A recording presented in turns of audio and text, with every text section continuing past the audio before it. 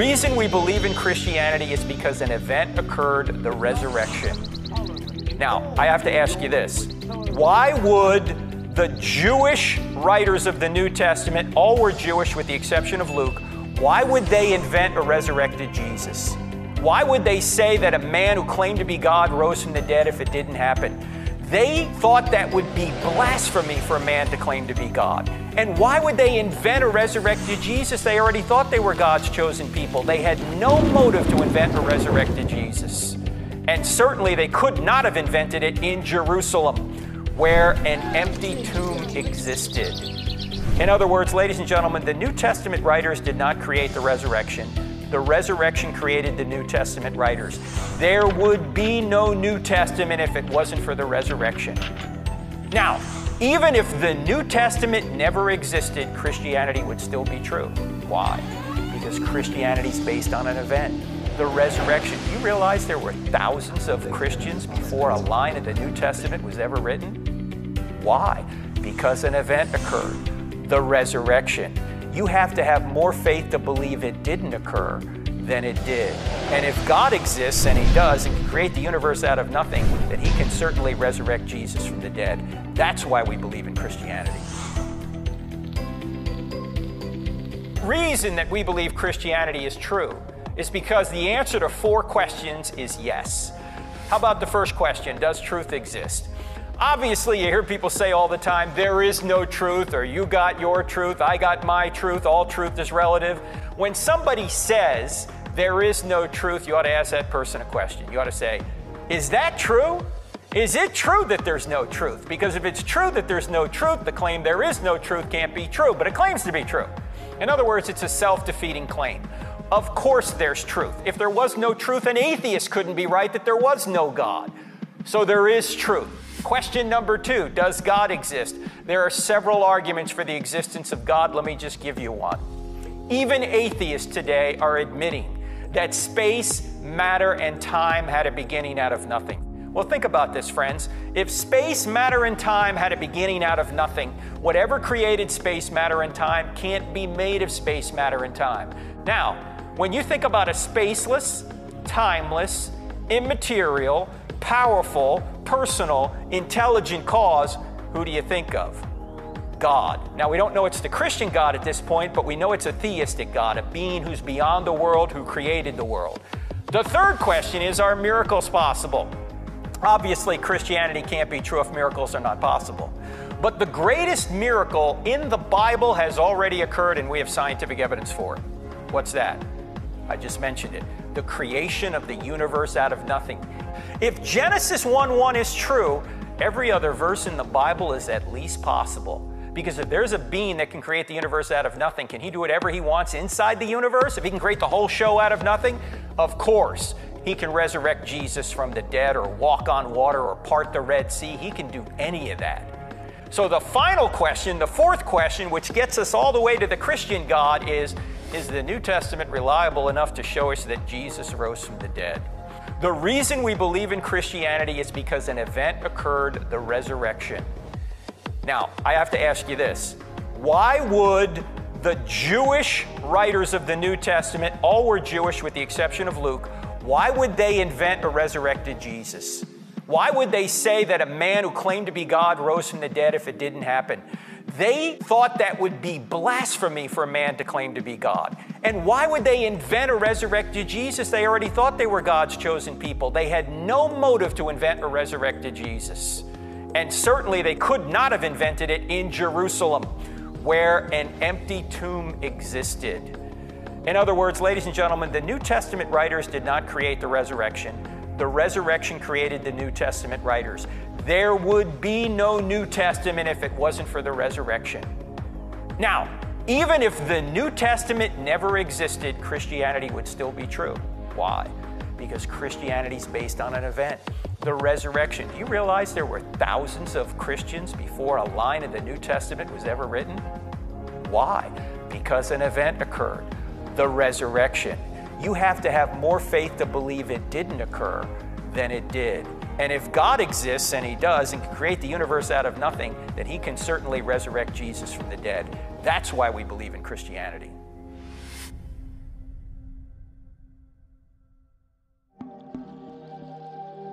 One of the most fascinating archaeological discoveries which authenticates a major character in the Bible is the Caiaphas ossuary.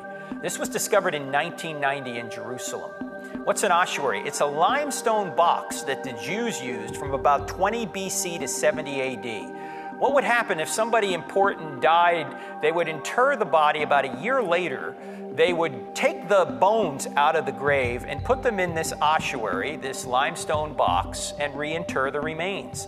Well, in 1990, they discovered this very ornate ossuary that on the side of it identified the remains as the remains of Caiaphas. Who is Caiaphas?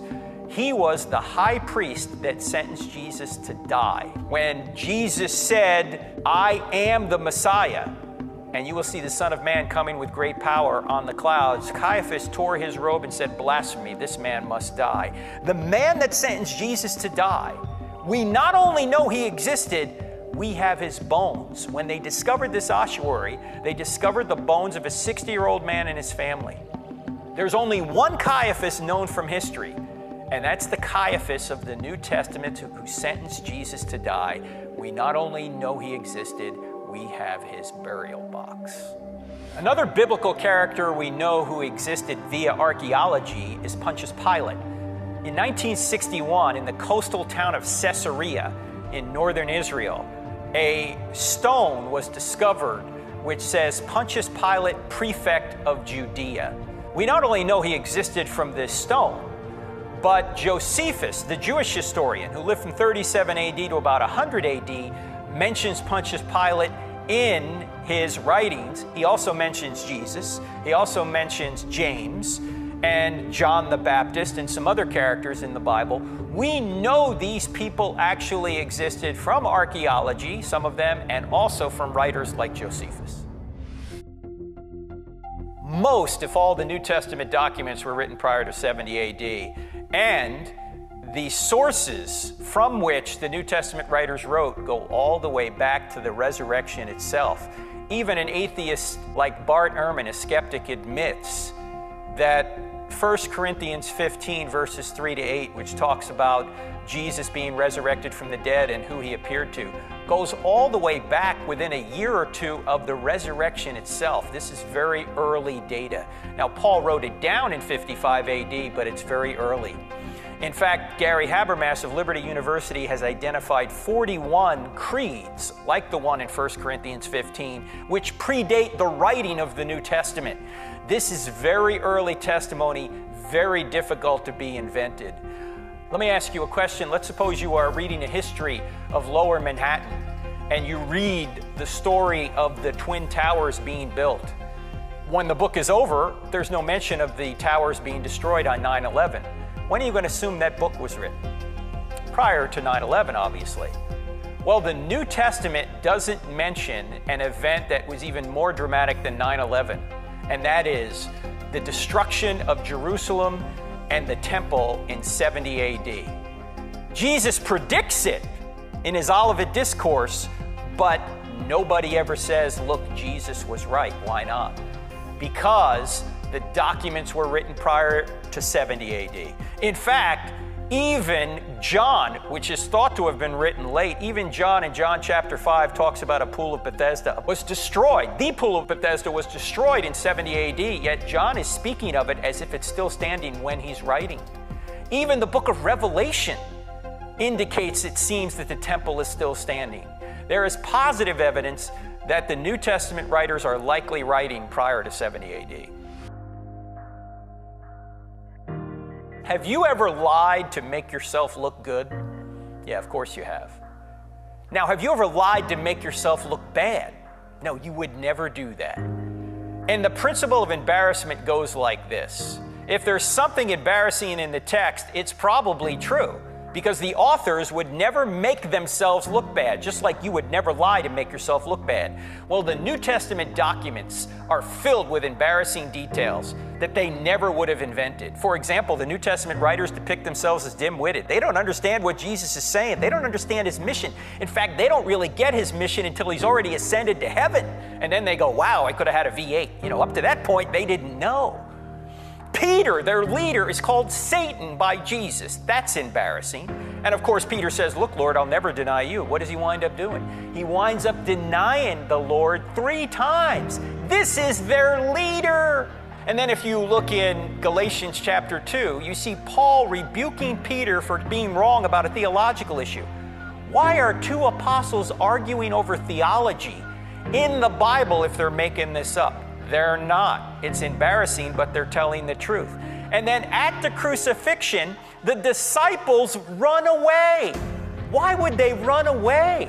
Why would they admit they ran away? They wouldn't. It must have really happened. And then the first witnesses at the tomb are women. Why would they invent that? In fact, in that culture, a woman's testimony was not considered on par with that of a man. So if you were making up the New Testament resurrection story, you'd only have the men be the first witnesses. Yet all 4 Gospels say the women were the first witnesses, which is telling us what? They really were. They never would have invented it. Never would have invented that. In fact, I had a woman come up to me once and she said, I know why Jesus appeared to the women first. I said, why? And she said, because he wanted to get the story out. And then if you look in Matthew chapter 28, verse 17, this is 2 verses before the so-called Great Commission, when Jesus is standing there and he says, go therefore make disciples of all nations, that passage. As they're standing there, it says the disciples, some believed, but some doubted. How did that verse get in the Bible? He's already resurrected, and they're doubting it's him. Do you think they invented that? No. It's embarrassing. They're just telling the truth. There's even embarrassing details about Jesus. In Mark chapter 3, his own family thinks he's out of his mind. They want to come and seize him to take away. Jesus' family does. Now, you may have heard people say, the scholars say that the New Testament writers invented Jesus to be God. Really? Then why are they saying his own family thinks he's nuts? And he's also called a drunkard. He's called demon-possessed. He has his feet wiped with the hair of a prostitute, which easily could have been seen as a sexual advance. And oh, by the way, do you know there are 2 prostitutes in Jesus' bloodline? Rahab and Tamar. Do you think Matthew and Luke got together and said, you know what, I really think we need to spice up the Messiah's bloodline a little bit. Let's put a couple of prostitutes in there. No, I don't think so. They're just telling the truth, as embarrassing as it is. You will never see this in a Pharaoh's bloodline. You will never see the Pharaoh being called a drunkard, being called demon-possessed, or having prostitutes in his bloodline. Any Pharaoh would chop the heads off of his historians if they ever said that, but the New Testament is telling us the truth, as embarrassing as it is. You want the ultimate no-spin zone? Read the Bible. Another reason we know the New Testament writers are telling the truth is they died for it. They went through excruciating deaths to say that Jesus had resurrected from the dead. They could have saved themselves by simply saying, look, it never happened. Now, these people were Jews. They already thought they were God's chosen people. Why would they invent a resurrected Jesus? Why would they do that if it didn't happen? And then go to their deaths saying that it happened. They wouldn't. You see, many people will die for a lie they think is the truth. There are many people that will die for their religion, but they think it's true. But nobody will die for a lie they know is a lie. The New Testament writers were in a position to know whether it was a lie or not, and they went to their deaths anyway. Why? Because they saw Jesus, they touched Jesus, they ate with Jesus. They verified with their own senses that Jesus had risen from the dead. They were there. And they went and died for it. Remember, they're Jews. They had no motive to make this up. In fact, the New Testament writers did not create the resurrection. The resurrection created the New Testament writers. There would be no New Testament if Jesus had not risen from the dead. Why would Jews invent this? They wouldn't. They went to their deaths because it happened. And you can believe it as well. Did you know that there are 84 details in the book of Acts alone, from chapter 13 to chapter 28, that have been identified as eyewitness details by Roman historian Colin Hemmer? He went through the text with a fine-tooth comb and admitted Luke must be witnessing what he's writing, or at least he knows somebody who has, because all the details in there are eyewitness details. And while Luke is recording these eyewitness details, he's also saying that Paul is doing miracles.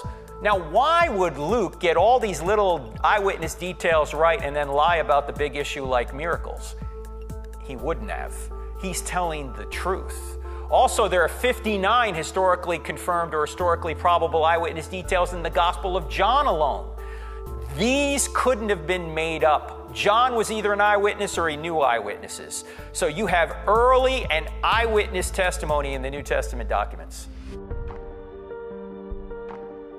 In the book, I Don't Have Enough Faith to Be an Atheist, we go through 9 messianic prophecies that converge on one person, Jesus Christ. Let me mention just one of them. And if I only had one prophecy to make my case on, it would be Isaiah chapter 53. If you've never read Isaiah chapter 53, actually go to your Old Testament, go to chapter 52, begin, I think, in verse 13, and read all the way through chapter 53. You will read an uncanny description of the sacrificial death that Jesus provided in order to save us from our sins, yet it's written 700 years in advance. How do we know Isaiah was written prior to Jesus coming? One of the ways we know is we have an entire scroll of the book of Isaiah discovered in the Dead Sea Scrolls. In fact, it's probably the most prominent of all the Dead Sea Scrolls. It's 24 feet long. That particular scroll dates from at least 150 BC. Of course, Isaiah was written in about 700 or so BC, but that scroll we know predates Jesus by at least 150 years. And that scroll has all of Isaiah 52 and 53 in it. So if you want to see a prophecy that talks about how Jesus was pierced for our transgressions and he took the penalty that was due us on himself, just go read Isaiah chapter 53. The one question I ask people who are not Christians is this: if Christianity were true, would you become a Christian? I've had atheists stand at microphones in front of hundreds of people on college campuses. I ask them that question: if Christianity were true, would you become a Christian? And they say no. And I go, no? How's that reasonable? How's that rational? It's not. The problem isn't here, the problem's here. They don't want it to be true. They don't want there to be a God. Why? Because God is going to get in the way of what they want to do. Many atheists have admitted this to me, that they have a moral objection to God. In fact, one famous atheist, Thomas Nagel, said, I have a cosmic authority problem. I don't want there to be a God. He didn't want the universe to be that way, he said, a universe with a God. He wanted there to be no God. You see, most people are not on a truth quest, they're on a happiness quest. And they're going to believe whatever they think is going to make them happy. The problem is, you can make yourself happy over the short term by doing a lot of stupid things, but over the long term, it's a disaster. And everyone watching this video who's over 40 knows what I'm talking about, because most of us have tried it. The only way to get true contentment and happiness is to go straight through truth, and Jesus is the truth. So, ask the question, if Christianity were true, would you become a Christian? If the person says yes, then get them some evidence. If they hesitate or say no, the problem isn't here, the problem's here. Just stay in their lives, pray for them, and love them, and maybe there'll be an opportunity in the future. The way I get into spiritual conversations, normally with strangers, is if I'm on an airplane, which I'm on a lot, is I normally ask them, after I greet them, hey, what do you do? And normally, they'll tell me what they do. And then, to reciprocate, they'll ask me what I do. And I will say, well, I'm an author. I've written a book called I Don't Have Enough Faith to Be an Atheist. And if there's any interest there, then I know the conversation can continue. If they kind of shut down, I know no matter what I say, we're not going anywhere. Now, not every one of our viewers here can say, I've written a book called I Don't Have Enough Faith to Be an Atheist, or I've written some book. But you might be able to say something else. Oh, I work for so-and-so, or I do this, or I do that, or I'm part of this vibrant community at such and such a church, and I do this. You can see if there's any spiritual interest there. There's no sense pushing a rope. If you put out some spiritual hint and they don't bite on it, there's no sense you trying to pursue that line of conversation. You will just annoy them. So see if there's some openness by subtly bringing up topics that they may be interested in, and see if they pursue that line of conversation. If they don't, then you're not going to get anywhere with them anyway.